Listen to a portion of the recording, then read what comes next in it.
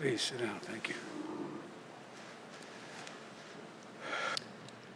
Yesterday, in my view, one of the darkest days in the history of our nation. An unprecedented assault on our democracy. An assault literally on the citadel of liberty in the United States Capitol itself. An assault on the rule of law.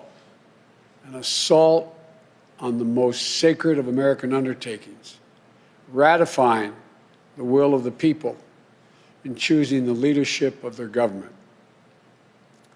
All of us here grieve the loss of life, grieve the desecration of the people's house. But what we witnessed yesterday was not dissent, it was not disorder, it was not protest, it was chaos. They weren't protesters. Don't dare call them protesters. They were a riotous mob, insurrectionists, domestic terrorists. It's that basic, it's that simple. And I wish we could say we couldn't see it coming. But that isn't true. We could see it coming.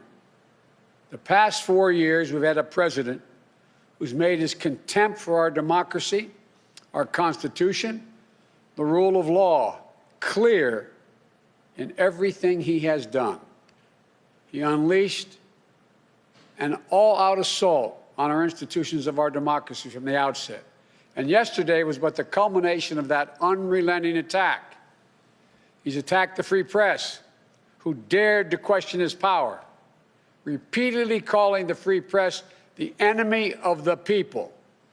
Language, at the time he first used it, I and others said, has long been used by autocrats and dictators all over the world to hold on to power, the enemy of the people. Language that is being used now by autocrats and dictators across the world, only this time with the imperator of an outgoing president of the United States of America. He's attacked our intelligence services, who dared tell the American people the truth about the effort of a foreign power to elect him 4 years ago, choosing instead to believe the word of Vladimir Putin over the word of those who've sworn their allegiance to this nation, many of whom had risked their lives in the service of this nation. He deployed the United States military, tear-gassing peaceful protesters in pursuit of a photo opportunity in the service of his re-election, even holding the Bible upside down.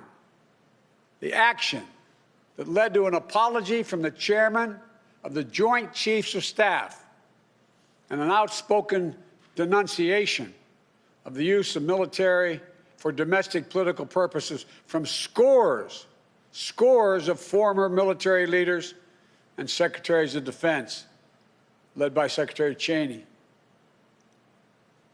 He thought he could stack the courts with friendly judges who would support him no matter what. They were Trump judges, his judges.